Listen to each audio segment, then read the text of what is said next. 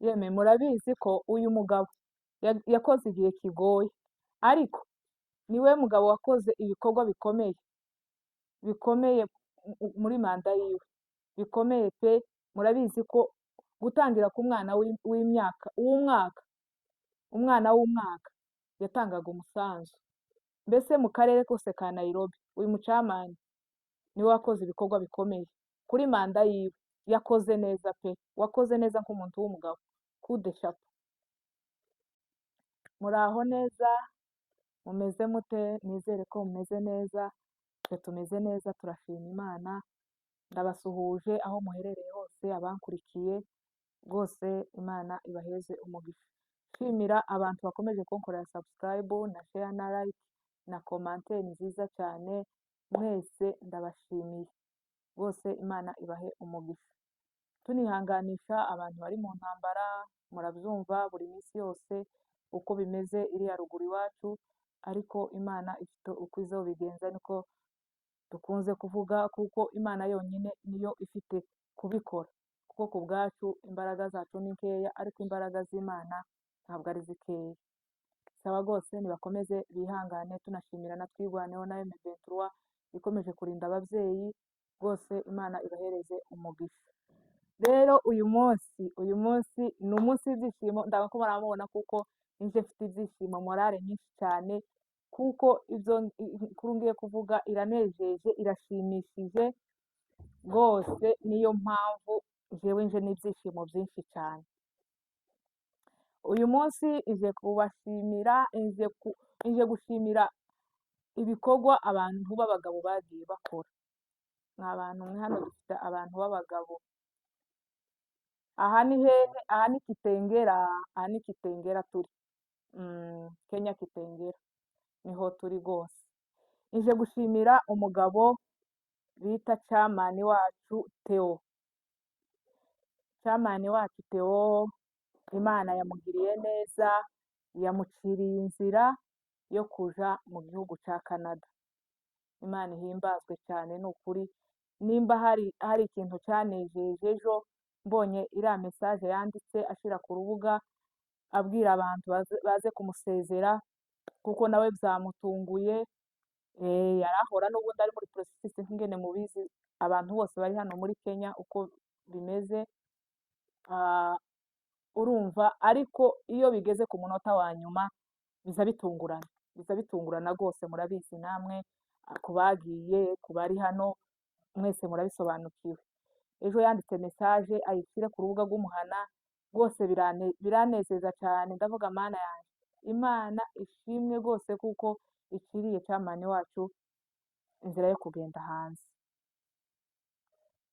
Ni ukuri turayishimiye cyane kuba yabikoze. Ndamushimira cyane, ije mbese nk'umuturage wiwe, mbese umuntu wiwe yayoboye muri uno muhana.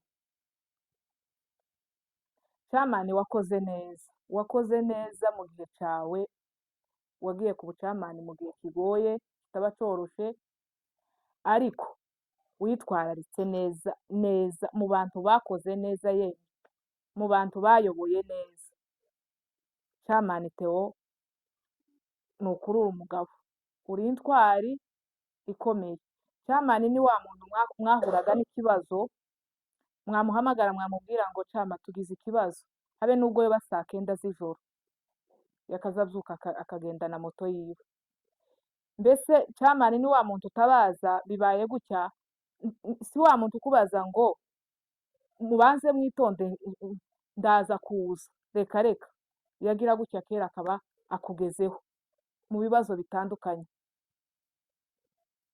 Ntiyagiraga amasaha yo kuvuga ngo aya masaha sinyagenda, aya masaha ndayagenda, iwe yose yarayagenda akagutabara. Yakoze ibikorwa bikomeye, yeme ni ukuri. Ku bandi bantu bari mu turere, abari mu turere twa Kenya, abari mu Rwanda, abari hehe, abari ruguru, barabizi ko umuhana wacu wa Kitengera ari uzi ubu wa mbere ku musanzu. Njyewe mbere mu mezi yashize nari mfite kumukoraho ikiganiro, kandi n'itimu yiwe, mbese niyo mpamvu nari mvugiye Theo, kubera niwe mukuru wari uhagarariye ahangaha. umuhana wacu wa Kitengera niwo uza uba uwa mbere ku musanzu. Umuhana wacu ni wa muhana utagira akajagari, utumva ngo byacitse, byakomeye, byagize gute. Umuhana wacu wa Kitengera wubahwe rwose, wubahwe n'abayobozi bawo bawurimo.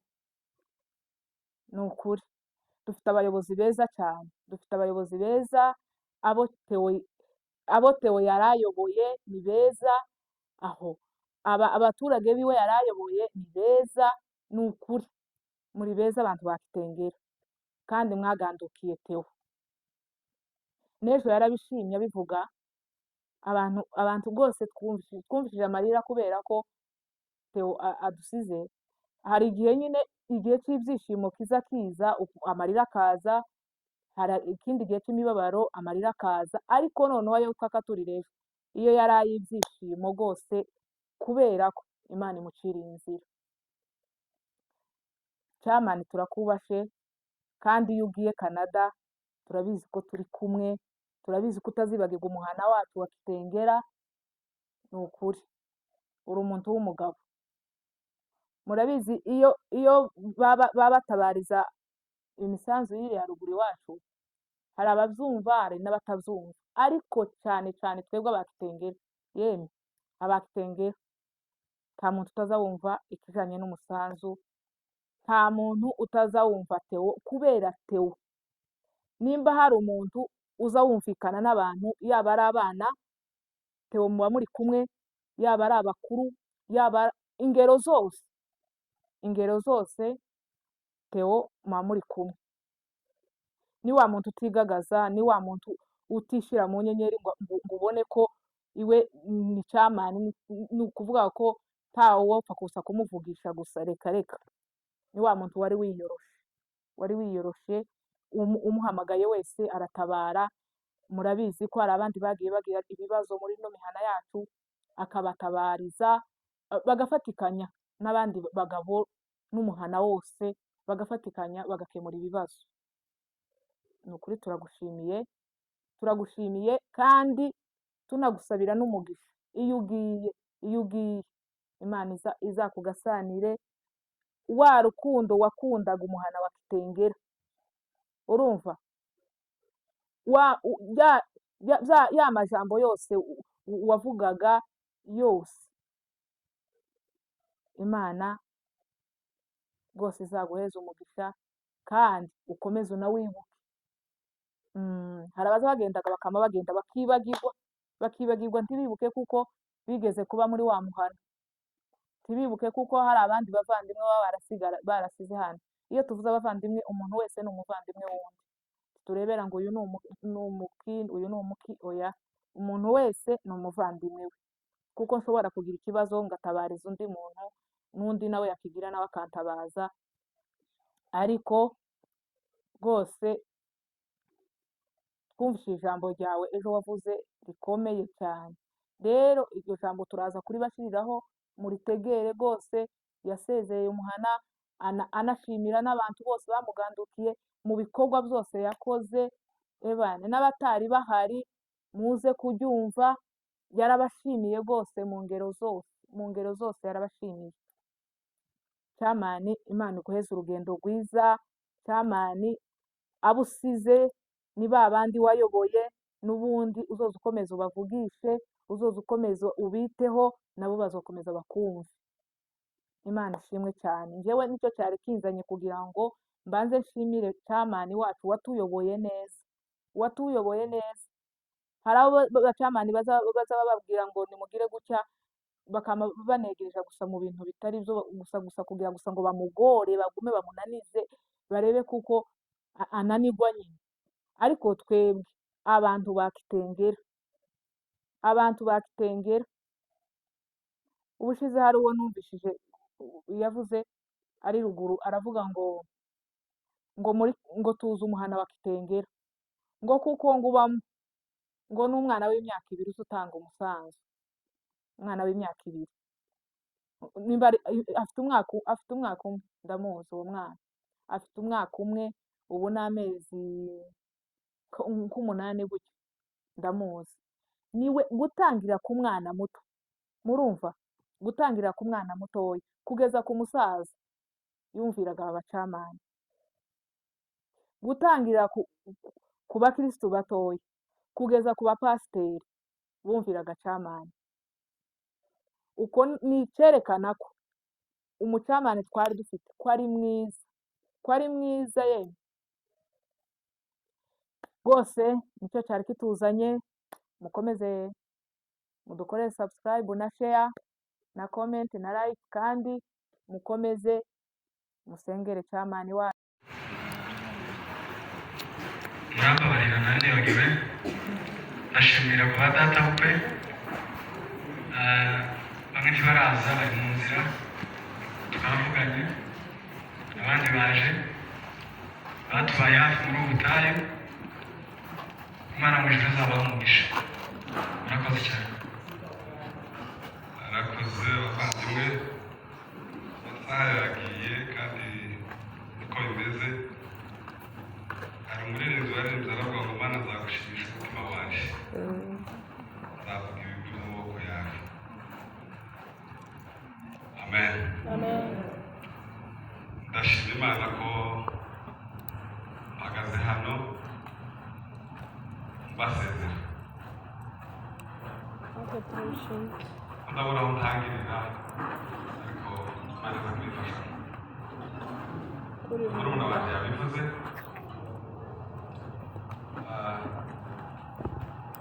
Gasore Hagayi n'abadamu batambuka hano.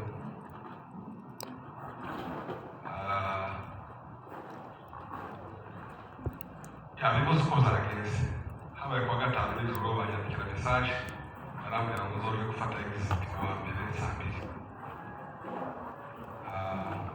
Ahamya twajanye ndamushimira cyane Irakiza.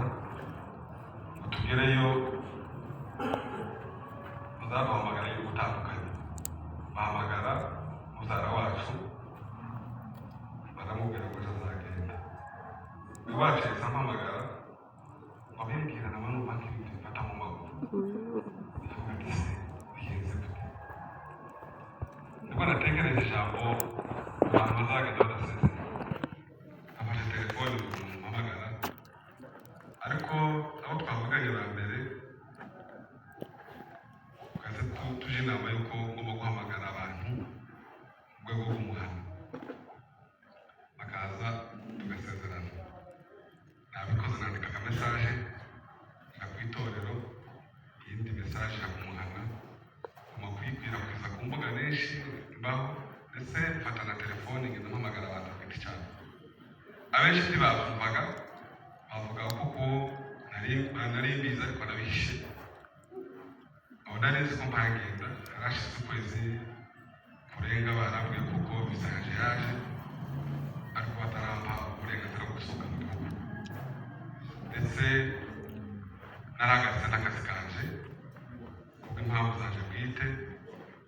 Ubwo nari maze gutanga ibyangombwa, nabonye ko ntokomeza kwirirwa mu muhanda ndagira ibyangombwa, ahubwo reka bihagarike. Rero bisiguyeho kubera izo mpamvu. Icya mbere, ndashima Imana ko itugejeje kuri uyu munsi turi bazima. Murabona famiye yanjye ntayihari, amaze kudutungura. Twari turi kumwe n'abana barushe na madamu, ubu barafura bagahita mu rugo bashakisha ko babaho nyine. Hanyuma ndabashimira mwese bajya mu hano Gitegera,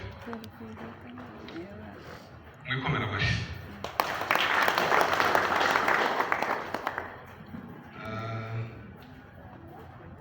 Sinzi umugabo umwe yavuze amakuru ngo arageze, baramubwira ngo barekeye aho ngaho icyo bishobora ngo ni uko ngo kwandika igitabo. Mu rugendo rw'imyaka 12 nta muntu wayavuga mu minota 20 cyangwa 10, keretse iyo umuntu akandika igitabo. Ariko umwanya mutoya fashe umwanya wo gushimira abantu bose ba Gitegera, umukuru, umutoya, abagabo, abamama, urubyiruko, bose bumva ko tubashimiye. kubabwira ukuntu twabanye nabo. Maze guhabwa inshingano zo kuyobora no muhana, abenshi bari hano barabizi zari zoroshe, ariko ndashima Imana yo mu ijuru ko yashoboje ikampa imbaraga, ikongera ikampa abajyanama, ikongera ikampa ubwenge. Ishobora kuba hari uwo nabangamiye byuzuye ibisanzwe, ashobora kuba ari uwo ndanaririye nabi, ashobora kuba wenda ari uwo nafatiye ideni sinamwishyura, ariko ndahamya hafi 60% cyangwa 70% ko naje harimo n'abakoragiriye neza. Ndashima Imana rero ku cyizere mwagiriye kumuhana mukampa izo nshingano, kandi nanjye mbona nazikoze neza, nkaba ngiye ngihagaze muri wa murongo. Imana mujurishije. Ndashimira executive dukorana ya Siberika, araza gutambuka nyuma abavandimwe bicaye, guhera ku rwego rwa saje, urwego vice chairman na secretary ndahari, ariko twakoranye neza mu bumvikane. Sinzi ko hari umunsi mwigeze mwumva ko twajyanye. Imana muje rwapetusha. Ndashimira timu y'abarwanashyaka, aba bagabo bicara hariya mubona, bakoranye amanama kenshi bishoboka. Ndashima Imana kuko babaye hafi, n'inama batubwiriye twarazikurikije kandi twakoreye ubwoko neza. Twebwe Siberika dushinzwe gukorera umuhano, umuntu yagize ikiriyo tukamukorera. Ndabona hano barahari abo twakoreye ikiriyo, ariko abarwanashyaka n'ubu dufatikanya mu rwego rwo gukorera ubwoko bwose muri rusange, nabo twarabakoreye. Rero ukwezi kumwe twasibye gutanga umusanzu, nakiriye mesaje ziva bakamaze gusaba ko kitengera batahaye utundi turere. Narabisobanuye, ariko ndashima Imana ko bano bagabo twafatikanyije kugira ngo dukorere ubwoko. Ndashimira umuryango wanje, mvuze umuryango abagore bose muri rusange twabanye hano muri umwami. Araza kubivuga umuhamya ni Muzehe Toni, baba basanze hano kugeza mvuye hano nta deni ry'umuryango mfite. Hari n'umuhanda ni kwakundi nta deni mfite. Ndashimira famiye yacu ya bugufi restaurant, Imana ishimwe ko Muzehe yaje, n'abana bihamya arabizi, umugabo w'umuryango nta deni naho mpagira. Ndashimira abavandimwe baje guhagararanya hano, abavandimwe biri no gukurikira ku mugongo, uyu nawe akamukurikira, uriya mukurikira irya kabiri. Nafashe inshingano z'uru rugo nkiri mutoya, jewe arantuye, ndabategeka, ndabashingira. Ubu ni abagabo hano honyine maze kubashingirira 3. Ubu ni abagabo, undi ni umudamu. Uyu muvandimwe waje yari umuntu ukomeye, yasigaye kumusigana na data, twaraje. Ni profe, bamwitaga profe, yarigishaga abana, yigishije benshi bagiye batelefona bambwira ko bashaka kumubwisha. Uyu muvandimwe yafashe urugo washaje, icyo gihe nari kiri umunyeshuri, n'igihe narangirije maze kugera hano nawe aja ku ishuri. Icyo gihe yavuze niko byagenze, ubuzima bw'aha ngaha bwagaza mumara kumukubita neza, nabona ko atakundi